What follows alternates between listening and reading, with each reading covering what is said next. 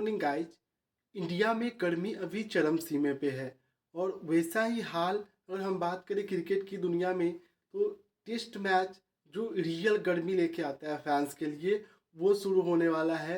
WTC का final जो world test championship है ये कई महीनों में भारत के पक्ष में रिजल्ट ला सकता है। जैसे कि सबसे बड़ी बात कि ओवल में ही इंडिया ने 1983 में जो पहला विश्व कप था वो उठाया था। इसी मैदान पे आज से 10 साल पहले जो चैंपियंस ट्रॉफी है वो धोनी ने उठाया था। तो आज 10 साल बाद मतलब बहुत सारी सिमिलरिटी है। टीम भी मजबूत है, ऑस्ट्रेलिया को हरा चुकी है टेस्ट में लगातार 2 बार। उसके बाद बहुत सारे प्लेयर्स हैं जो अच्छे रिदम में हैं। हम सब वन बाय वन बात भी करेंगे, हम दोनों टीम के बीच कंपेयर भी करेंगे। और सबसे जो मेन फैक्टर है वो है कि इस मौसम में ओवल में टेस्ट खेला पहली बार जा रहा है। और ये जो मौसम है जो गर्मी का मौसम, वहाँ पे थोड़े थोड़े मतलब जो गर्मी का मौसम है और सुबह से शाम तक जो धूप है वो कहीं ना कहीं इंडिया को फेवर करती है कि ये जो फाइनल है जो सूखा है हमारा ICC ट्रॉफी का वो शायद ख़त्म कर देगी। हम सबसे पहले स्टार्ट करते हैं क्योंकि कहा जाता है कि अगर आप युद्ध के मैदान में उतरते हो और वहाँ जो बैटल दिखाते हो वहाँ से ही पता चलता है कि आप रियल हीरो हो। ऑन पेपर आप कितना भी स्ट्रांग हो इससे कोई फर्क नहीं पड़ता। तो हम बात कर लेते हैं one by one, man to man दोनों ही टीमों का कंपेरिजन कर लेते हैं। इससे आपको दो चीज़ पता चल जाएगा। एक ये पता चल जाएगा कि कौन से टीम के कौन से खिलाड़ी खेलने वाले हैं और दूसरा ये पता चल जाएगा कि कौन से प्लेयर आपके फैंटेसी के लिए बेस्ट पिक हो सकते हैं। आप खुद से पिक करो। तो सबसे पहले हम कंपेरिजन करते हैं ओपनर्स का। तो इधर से शुभमन गिल और रोहित शर्मा होने वाले हैं, उधर से डेविड वार्नर और उस्मान ख्वाजा होने वाले हैं। अगर हम कंपेयर करें इसमें तो रोहित शर्मा के साथ हम उस्मान ख्वाजा को रख सकते हैं और हमारा जो शुभमन गिल है इसके साथ डेविड वार्नर को रख सकते हैं। क्योंकि रोहित शर्मा का जो फॉर्म है वो कहीं ना कहीं मतलब ऊपर नीचे करते रहता है। और सेम अगर हम बात करें उधर से तो जो फॉर्म है उस्मान ख्वाजा का वो थोड़ा ऊपर नीचे करते रहता है। तो दोनों ही मतलब अगर बात करें टेस्ट की जो भारत में हुआ था उसमें रोहित ने एक शतक लगाकर मैच जिताया था और उस्मान ख्वाजा तो 2 बार ऑस्ट्रेलियन टीम को मतलब एक बार तो जिताया और एक बार मतलब टेस्ट बचाते बचाते रह गए। अब बात करें गिल का तो गिल का जो फॉर्म है वो सुपर डुपर है IPL के लिहाज से। लेकिन टेस्ट में कहा जाता है जो ओरिजिनल टेस्ट है आपके क्रिकेट का वो टेस्ट में ही होता है, इसीलिए इसका नाम टेस्ट है। तो देखना पड़ेगा कि वो जो फॉर्म है वो यहाँ पे वो कंटिन्यू रख पाते हैं कि नहीं। अब बात करें डेविड वार्नर का तो उनका भी शायद वही हाल है। टेस्ट में तो वो पिछला मतलब भारत दौरा में वो खेल भी नहीं पाए थे सारा टेस्ट। और बात करें तो उनका ये हाल है कि वो मतलब IPL में शानदार बल्लेबाजी करके आ रहे हैं। तो दोनों का ही मतलब बोल सकते हैं कहीं ना कहीं एज है यहाँ पे गिल का। गिल के पास थोड़ा एज है वार्नर की अपेक्षा। अब बात करें पहले नंबर पे कौन आएगा तो इधर से तो चेतेश्वर पुजारा आने वाले हैं, उधर से मानस लबुस्चाने।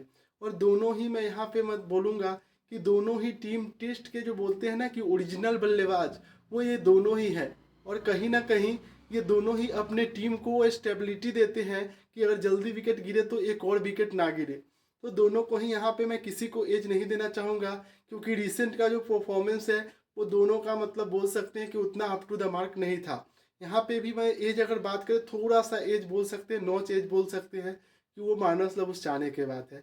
अब बात करते हैं कि जो हमारा कोहली का, इसके बाद आते हैं कोहली इधर भारत की तरफ से और उधर से आते हैं स्मिथ। अब यहाँ पे अगर ऑन रिकॉर्ड बात करें सारे फॉर्मेट को मिला के तो कोहली के पास स्मिथ से काफ़ी ज़्यादा एज है। लेकिन अगर हम सिर्फ टेस्ट मैच की बात करें और वो भी इंग्लैंड के कंडीशन की बात करें और वो भी ओवल की मैदान की बात करें तो यहाँ पे कहीं ना कहीं स्मिथ कोहली से बहुत आगे हैं।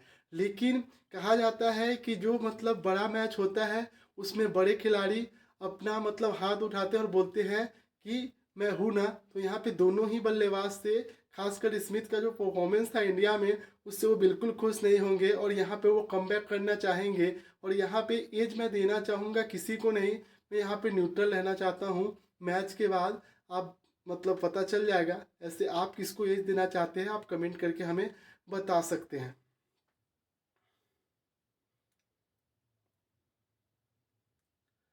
इसके बाद जो लग रहा है भारत की तरफ से वो रहाणे अगर खेलेंगे तो वो आएंगे, और उधर से ऑस्ट्रेलिया की तरफ से ट्रेविस हेड आएंगे। रहाणे का जो परफॉर्मेंस है आईपीएल के लिहाज से टॉप क्लास है। टेस्ट में उन्होंने काफ़ी कुछ प्रूव किया है, लेकिन टेस्ट में वो बैक मतलब ड्रॉप चल रहे थे टीम से, उनको बैक नहीं किया जा रहा था। लेकिन ट्रेविस हेड ने वार्नर की जगह पे आके क्या कमाल का परफॉर्मेंस किया है। और दो ही बल्लेबाज जो इंडिया में धमाल मचा के आ रहे हैं, वो एक तो ख्वाजा साहब है और दूसरा ट्रेविस हेड साहब है। तो दोनों का ही परफॉर्मेंस टेस्ट में, यहाँ पे भी मैं ट्रेविस हेड को थोड़ा सा अपर एज देना चाहूँगा। तो आप सोच रहे होंगे कि ऑस्ट्रेलिया के ही बल्लेबाज को आप ज़्यादा अपर एज दे रहे हो, इंडिया के नहीं दे रहे हो।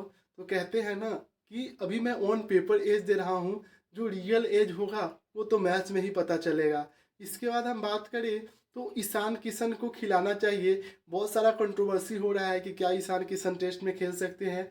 देखो, अगर पंत नहीं है तो ईशान किशन बिल्कुल खेल सकते हैं, क्योंकि जो अभी चल रहा है, हम बोल सकते हैं जो बैटबॉल क्रिकेट चल रहा है, जो शुरू किया है इंग्लैंड ने, अगर उस तरह का सारे प्लेयर्स तो नहीं खेल सकते, सारी टीमें नहीं खेल सकती, लेकिन कम से कम एक प्लेयर तो आपको बैटबॉल टाइप चाहिए ही, और वो ईशान किशन ही हो सकते हैं। और उधर से हम बात करें तो उधर से एलेक्स कैरी, जिन्होंने टेस्ट में काफ़ी कुछ प्रूव किया है और काफ़ी कुछ उनको प्रूव करना अभी बाकी है। ओडीआई का तो अच्छे बल्लेबाज है ही।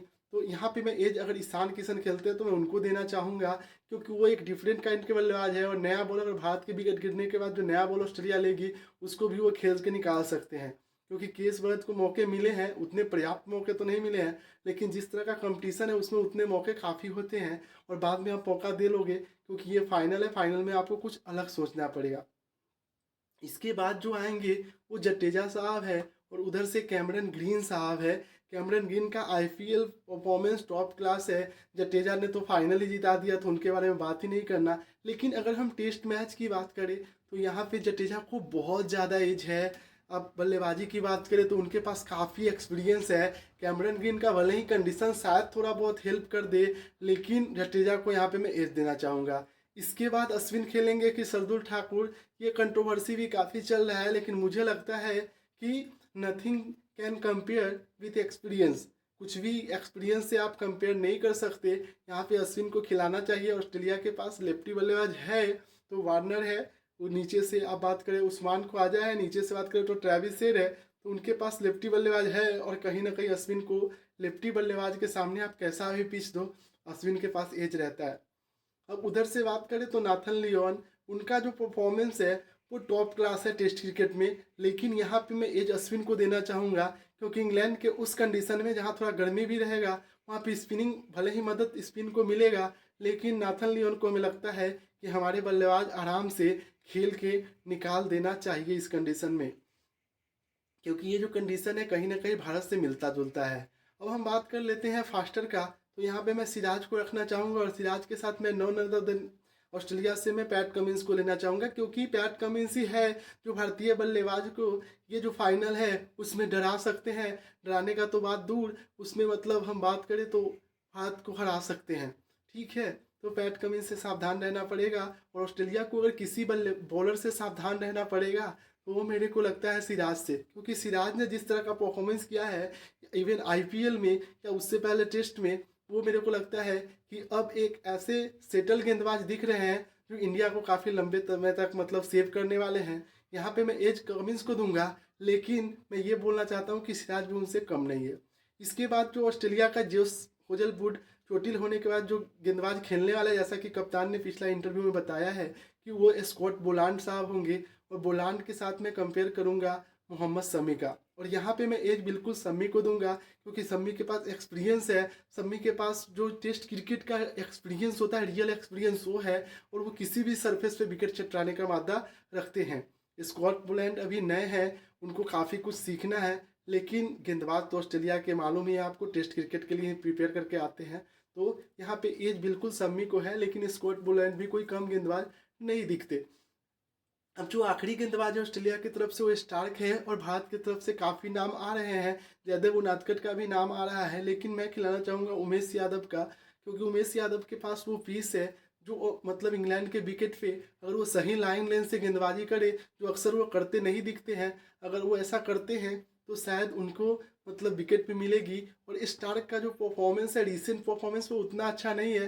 तो यहाँ भी दोनों को मैं न्यूट्रल रखना चाहूँगा। अगर थोड़े एज की बात करें तो स्टार्क को ही जाएगा, क्योंकि उनके पास एक्सपीरियंस है। और एक बार वो लाइन लेंथ पकड़ लेते हैं, स्टार्ट में ही विकेट अगर निकाल लेते हैं तो वो मतलब गेंदबाजी उनका काफ़ी खतरनाक हो जाता है।